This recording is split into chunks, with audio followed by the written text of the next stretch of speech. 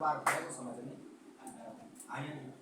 लेकिन मैं तुमको कोई उपन्यास ला के दूं या मैं तुम्हारे लिए कोई कविता ला कर दूं और आपसे कहूं कि इस कविता को पढ़ो, अरे गुरु जी ऊपर है गई, हाँ गई ऊपर है गई, हाँ कहते नहीं कहते ऊपर है जाए ना वो पर तुम के तो ऊपर है के, यानी कोई कठिन सा शब्द आ जाता है, ठीक है ना, लिख करके हम दें, ठीक है। मैं आपसे कोई भी शब्द आपके सामने रखूं, जैसे कोई भी नॉर्मल शब्द ही ले लेता हूँ, कठिन शब्द तो छोड़ो,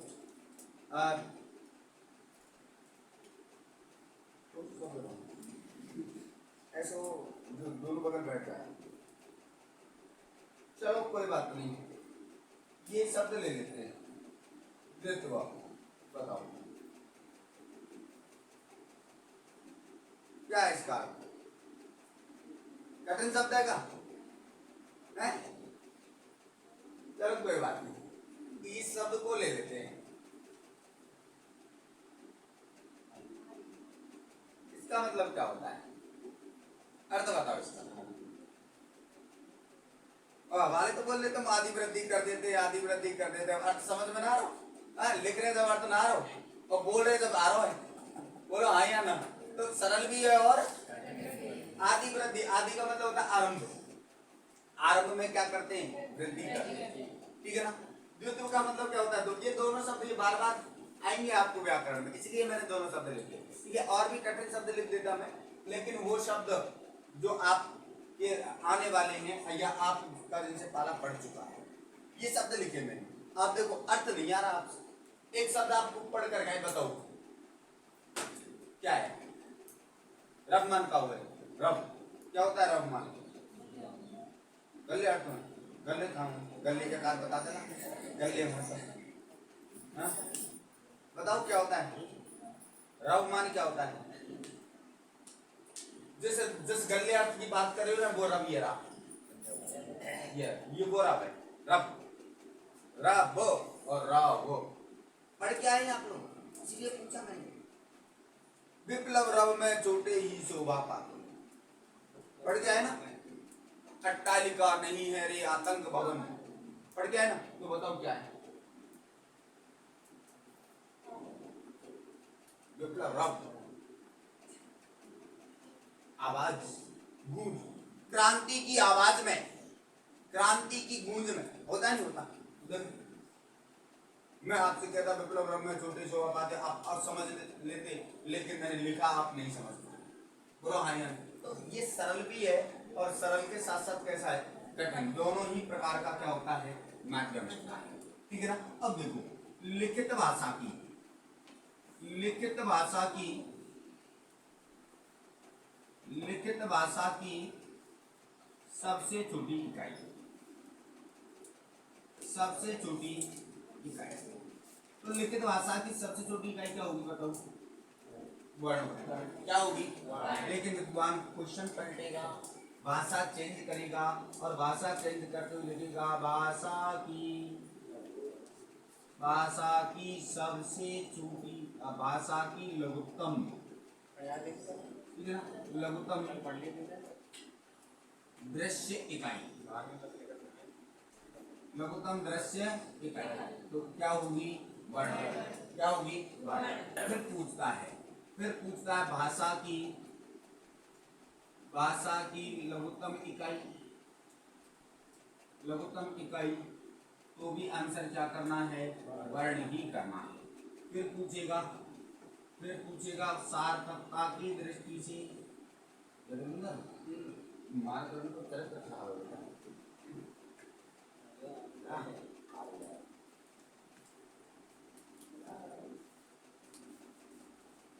सार्थकता की दृष्टि से भाषा की सबसे छोटी इकाई, भाषा की लघुत्तम इकाई, कैसी इकाई? लघुत्तम इकाई क्या होगी बताओ? लगाओ दिमाग अपना। सार्थकता की दृष्टि से, इधर डाल दो, सार्थकता की दृष्टि से भाषा की लघुत्तम कौन सी होगी बताओ? कौन सी होगी? शब्द होगी। कौन सी होगी? अरे बात बताओ, आप एक बात बताओ, वर्ण का मैंने क्या कहा, सार्थकता की दृष्टि से। सार्थकता का मतलब जिसका क्या होता है, जो अर्थ सहित होती है।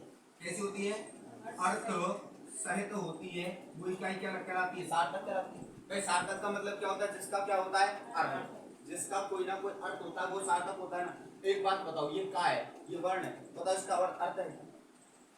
अर्थ है क्या? लेकिन मैंने बनाने कर, बताओ इसका अर्थ है क्या? है ना।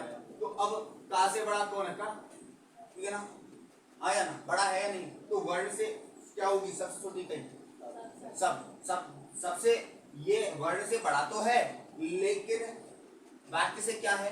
छोटा।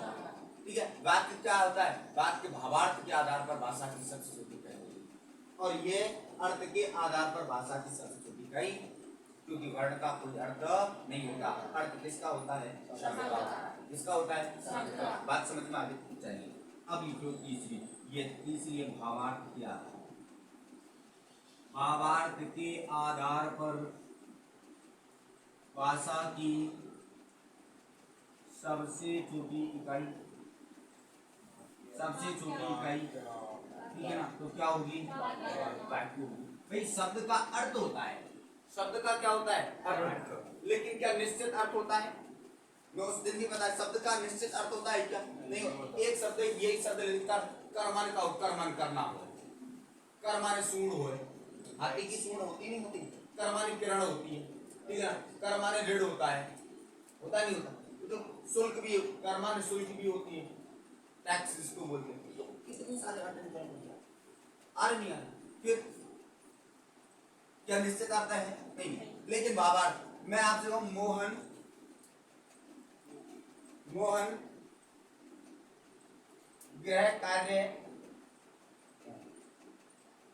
कर रहा है, ठीक है। अब ये देखो, अब यहाँ किसका अर्थ क्या आएगा? करना आएगा। क्या आएगा? करना आएगा। ये क्रिया की क्या है? धातु, करना क्रिया। तो बात समझ में? शब्द का अर्थ होता है लेकिन निश्चित अर्थ नहीं। तो सार्थकता की दृष्टि से भाषा की सबसे छोटी इकाई तो शब्द है, लेकिन भावार्थ की दृष्टि से हम बात करें तो भाषा की सबसे छोटी इकाई क्या होगी? क्या होगी? बात समझ में आ गई? ध्यान दो, उधर ऊपर ध्यान दो। लिखित शब्द इससे कैसे बना है?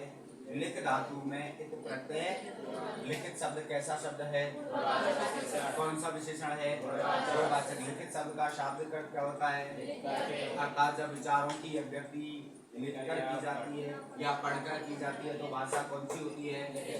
कौन सी भाषा होती है? लिखित भाषा विचार व्यक्ति का कैसा माध्यम है?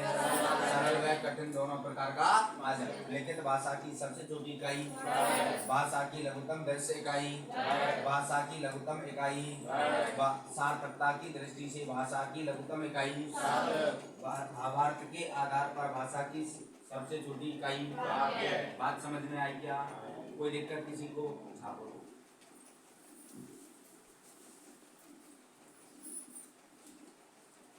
देखो, लिखित शब्द